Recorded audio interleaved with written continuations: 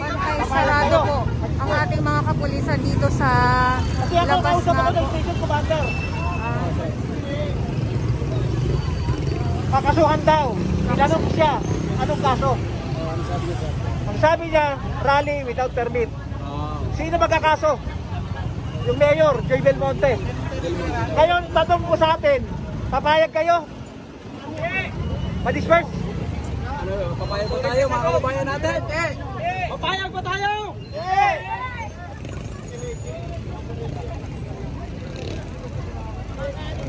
Kasi kung hindi kayo papayag, Palipatin tayo. ako tina-target.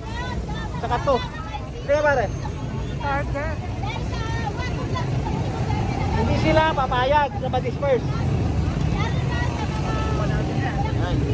So sabi natin si Colonel Apinito, hindi tayo magpapag-disperse. Kakasuhan tayo.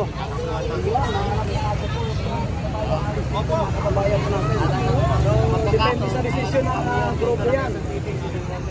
Ngayon, ingat tayo. Ayan o, may crowd dispersal na yan.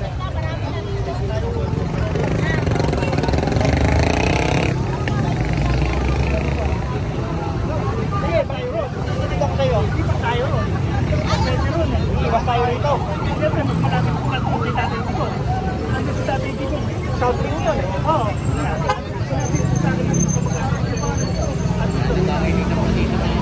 Kaya lang nagustuhan ko dito. Pero mas malapit.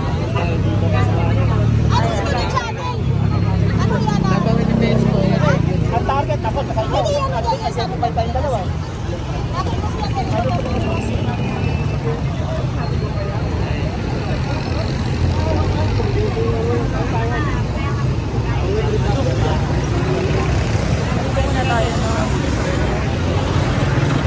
Antay lang po tayo kung ano yung mangyayari dito. Gawa nga po itong mga supporters ng ating former Duterte nga po ay nandito sa labas ng House of Representatives ay pinaalis nga po. So si Tatay Digong naman po ay nandyan mismo sa loob.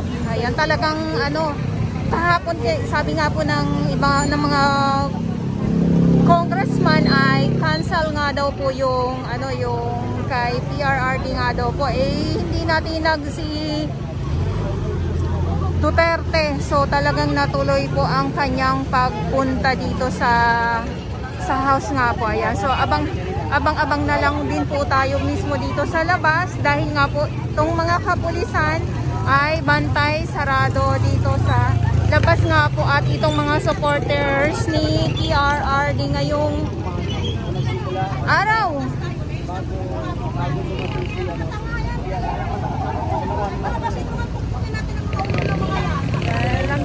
Langgigigil na sila, ano, sila madam.